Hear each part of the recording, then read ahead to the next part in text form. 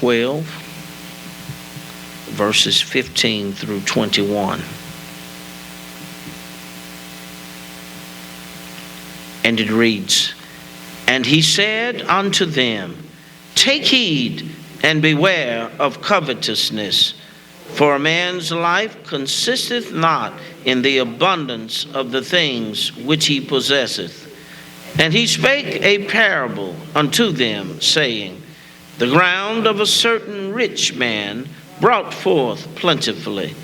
And he thought within himself, saying, What shall I do? Because I have no room where to bestow my fruits. And he said, This will I do. I will pull down my barns and build greater, and there will I bestow all my fruits and my goods. And I will say to my soul, Soul, thou hast much goods laid up for many years.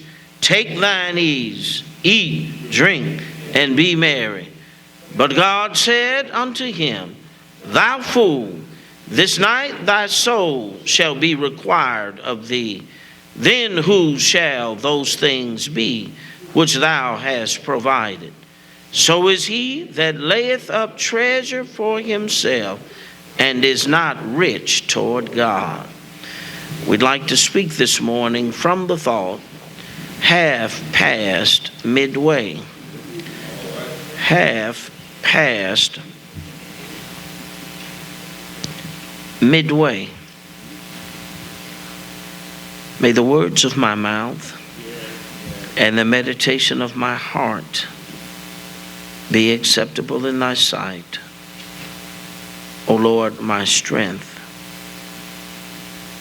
and my Redeemer.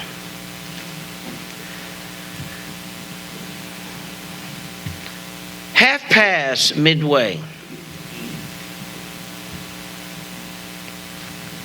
That is a phrase that I have coined to describe a certain season in a typical life. Half past midway, Dr. Thompson, is that season of life that commences at about age 60.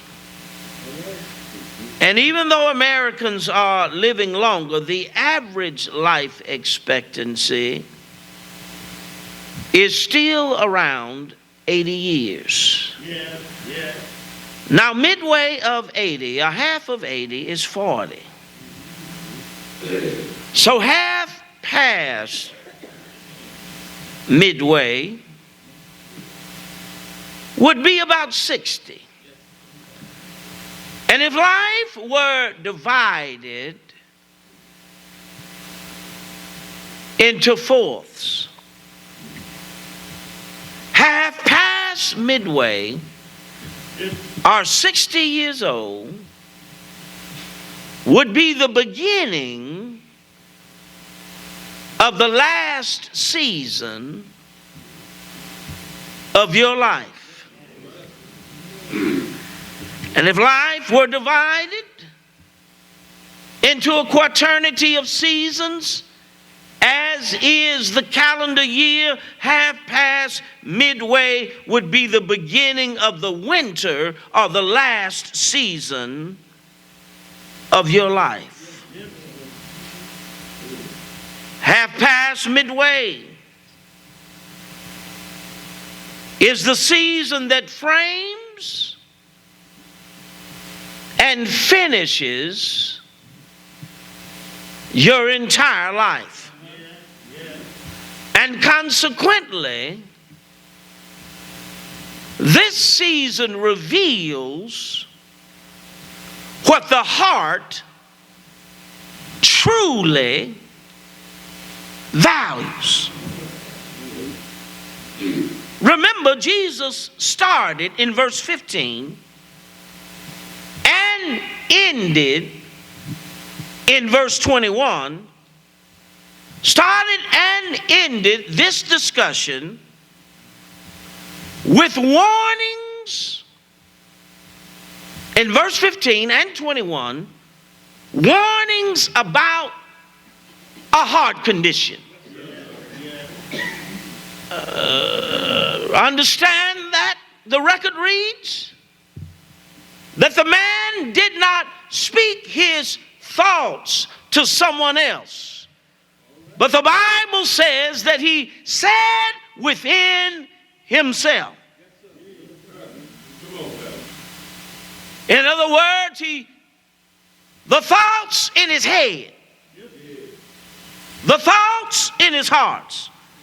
Jesus warned his listeners of being covetous during this last, and some would say most important season of your life. Coveting, what is it? Coveting, as in thou shalt not covet, it is a heart condition that is concerned with getting, concerned with amassing, concerned with accumulating. Or in the words of this farmer, it is a hard condition that is concerned with the laying up, concerned with the storing up.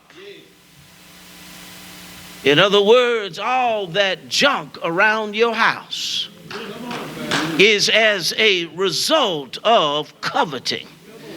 Is it all right to preach in here? Your bank account that continues to grow on swole, that you are overly concerned with, reveals a heart that is not rich toward giving, but a heart that's big on amassing, accumulating, acquiring, and getting. And the warning is given, Sister Todd, presumably because the end of life is so near that a heart that's full of covetousness, you don't have the time to repent that you once had. Sadly, rather than use the fourth quarter of the time you got left, whether it's 10 years, 15 years, 20 years, 30 years, rather than use the time you got left, Mary Williams, because you got a long track record, you done run 3 seasons, and everybody know you in those 3 seasons as a sinner. You done run 3 seasons, Sister Sandals, and everybody know you from your spring, your early beginning as a sinner, from your summer when you got married as a sinner, from your 3rd quarter when you had children and grandchildren as a sinner. If they don't know you as a saint in the 4th quarter, you going to hell. Don't nobody with a track record as a sinner, known as a sinner, used everything he got to advance his sinner kingdom. That person don't go to heaven.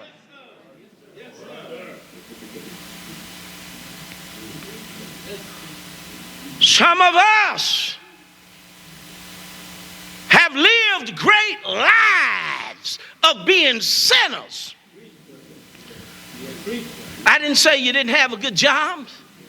I didn't say you wasn't riding well, living well, eating well. I didn't say you didn't live out in the county. I said you've done a great job of not acknowledging God. And you're at the 4th quarter. And some of us are about to begin the countdown. You're at the end of the 4th quarter. and you don't have much time in order to set the record straight. You say you're saved? What do your deeds say about you? The great majority of us, instead of exalting Christ, we are using the last season of our lives still trying to prove something to the world. Yes, my friends, human nature has the propensity to harden the older we get. And if one's heart hardens in covetousness, or if your heart hardens in what the world values, what it does is make you ripe for God's judgment. My sisters and my brothers, ideally one would like to think that older people can change and do change. And yet experience tells us that quite often this is not true. Especially if a person doesn't want to change. You remember the old saying, you can't teach an old dog new tricks. You remember the saying that a leopard can't change its stripes. And so we have here a parable that is bracketed by two warnings from Christ. One in verse 15 and the other one to conclude it in verse 21. This brings me to my first point. Hear it and hear it well. The farmer is thinking about retirement. Now we may surmise, without doing violence to the text, that this certain rich man was in the season of life that I have called half past midway. You see, when you're half past midway, you start thinking about all the ducats you have laid up. You start thinking about retirement. This is the phase of life in which people are newly retired or they are facing retirement. When you start facing retirement, Glenn Powell,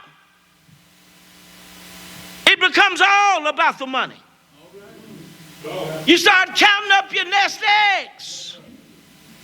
You call up your financial advisors.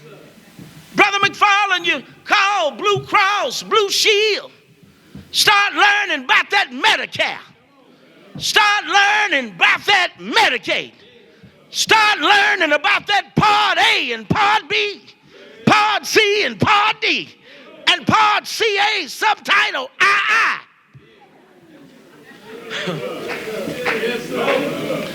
You learn that Medicaid like you learn the Bible. Can I talk in here? Some of you study the checks you're going to get in retirement more than you've ever studied what God has said. That's when you count the days down until you receive your first security check. You brag about being able to sit on the porch, waiting on the third, so you can greet the mailman. These are the days of researching what you have laid up so you can see how well you can live and how long you can live on what you have set aside. Can I talk in here? This is God talking to the baby boomers. This man is half past midway. Everybody who's half past midway, you got some kind of retirement strategy. And so this man mentions his retirement strategy in verse 19. New Living Translation, it says this. He says, I'll sit back, chilling in the cut, and I say to myself, I got it made. I've stored away enough for years to come. You know how it is if you're married. You tell your wife, well, if I die, Renee, you got this much coming. Can I talk in here? Or if she died before me, then I got this much coming. Can I preach in here? You done called Social Security and said, if he died, can I get his check? I'm going to take it easy. I'm going to drink and I'm going to eat and I'm going to travel to Las Vegas. I'm going to the Super Bowl. I'm going to the mountains. I'm going to the Alcorn State winter meetings. Can I preach in here? Anywhere money will take me, I'm headed there. Got my bucket list.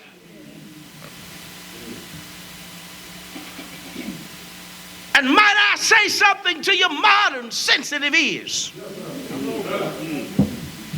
Verse 20 indicates that although this sounds good to us, and although a lot of us, we are busy right now, Cornelius setting it to the side. God says, in the words of them Bonards, I got a bone to pick with you. God got a problem with your retirement strategy. Since you've reached a certain phase in your life, Sister Sarah Thompson, ask yourself whether God is pleased. I know your investment advisor is pleased. I know the state of Mississippi is pleased. I know Merrill Lynch is pleased. But is God pleased with the goals that you have set for yourself? See, everybody got goals. We don't go to work, John Thompson, just because we like going to work. When you reach a certain age, you're old enough to know better about some things. And you're also usually in a financial position that you were not in when you were young, dumb, and broke. What I'm trying to say is that you're better off now financially than you were many moons ago. You were not in a position to call any shots early in your life. But now, Sister Sandals, you're a shot caller.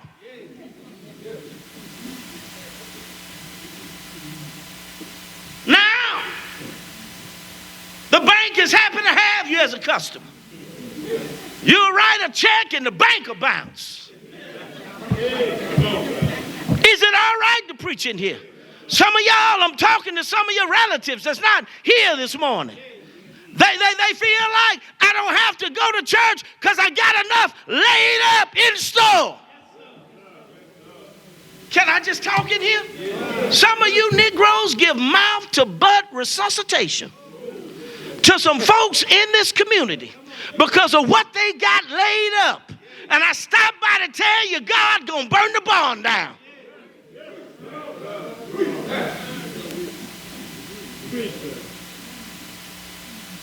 Yeah, there's some folk, they too big for the church. They bond bigger than the church. That's why they don't come to church. Because they got enough laid up. They've said to themselves, I'm going to take it easy and tell y'all what you need to be doing down at the church. When I stop by to give God's rebuttal.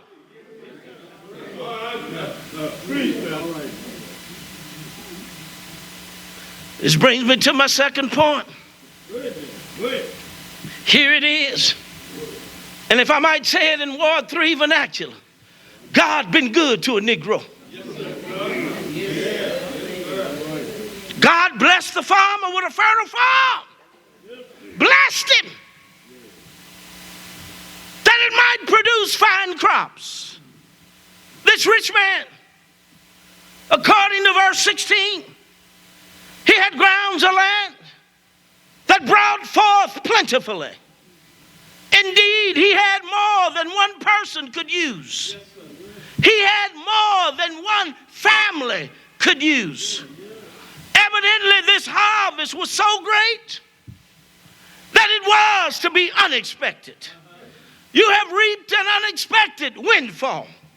This farmer, we know it was unexpected because he did not have room. And I heard the choir singing, you won't have room enough to receive it. In other words, you did not expect a harvest so large. Some of us were so broke when we were young. We were raised in meager circumstances. And even now, if I ask you about giving to the church, you'll say you broke. You'll say you don't have no money. But listen to what I'm about to say to you. If your mama could see what you got, if your parents and grandparents could see what you have right now, even to some of your sisters and brothers, you rich. Yes, sir. If you would have asked some of us, Sarah Thompson, at the beginning of our careers, what we would have materially in later years, most of us would not have believed that God would have blessed us with so much where you got a shelf in your closet that's set aside just for wigs.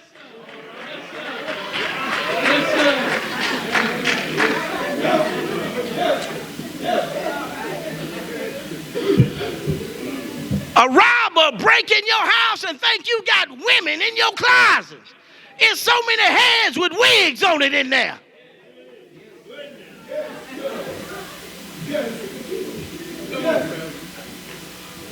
We got so much that we're busy trying to get rid of some of it. When we reach the point of half past midway, you ought to start seeing just how much the Lord, and I did say the Lord. I didn't say Omega Psi-Phi. I didn't say Jackson State University. I didn't say Rosa A. Temple High School. I said you ought to be able to see how much the Lord has blessed you.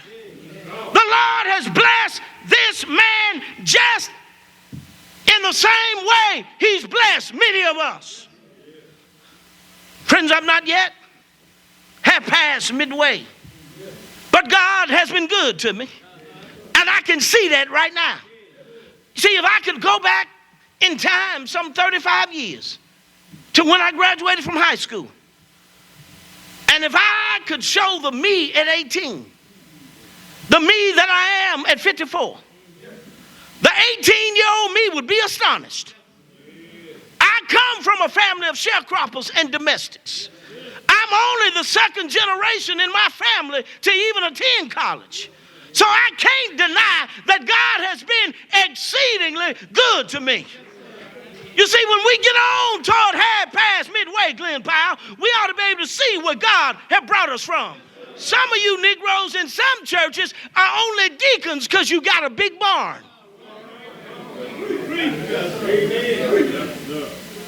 You know I'm right? Some folks only pastors because they got a big barn. And everybody, they don't look up to their lifestyle, but they look up to the size of the barn he got. Not these deacons in here, man. We broke. We know the Lord brought us from somewhere. Is it all right to talk in here? You don't get to serve the church based on how big your barn is. But in the Black Baptist Church, that's all we got in our mind. How big is your barn?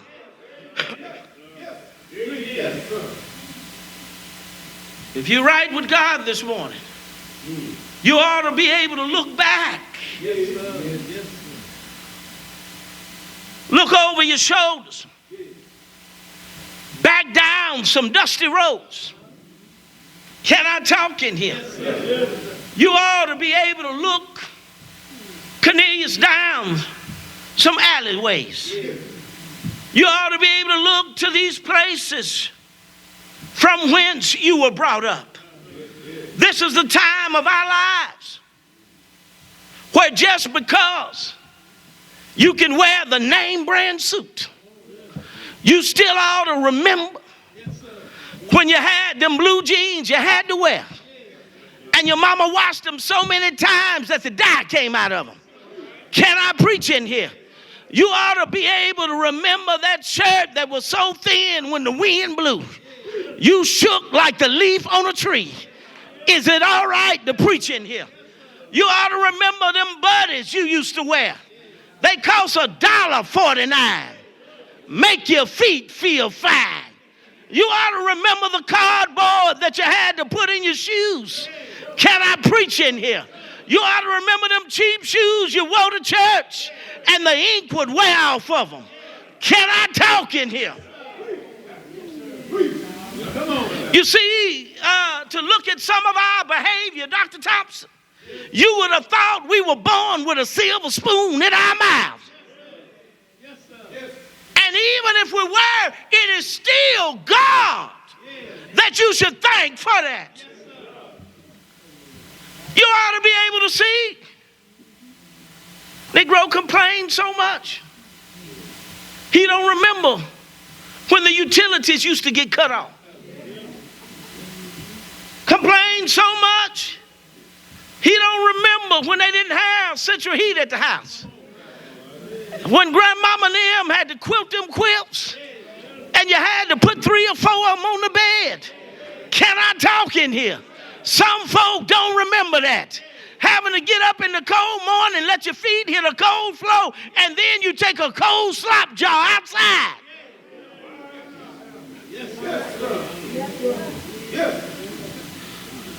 The point that Jesus makes in the parable is that the older we get, the more you ought to be able to acknowledge God in all of our ways. You see, the farmer's issue was that he put more trust in what he possessed. He put more trust in his status, more trust in his middle classness. Can I talk in here? If a deacon has ever approached you and you felt like he can't talk to me like that, that means you riding on your status and you and this farmer got something in common. If you've ever said to yourself, who he think he talking to? Can I preach in here? That means you and this farmer got something in common. Can I preach in here? Negro came from nowhere, but God blessed you with a good job and a decent education, gave you a bigger bond, and now you somebody. Yes, sir. And I'm finna prove it to you. The farmer's issue was that he put more stock in his middle classness than he did in Jesus Christ.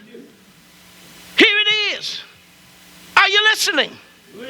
I wouldn't let a Negro younger than me beat me to the podium to tell the church how good God been to me. Yes, sir. You don't understand. Yes. A lot of Sundays I wish I wasn't a pastor.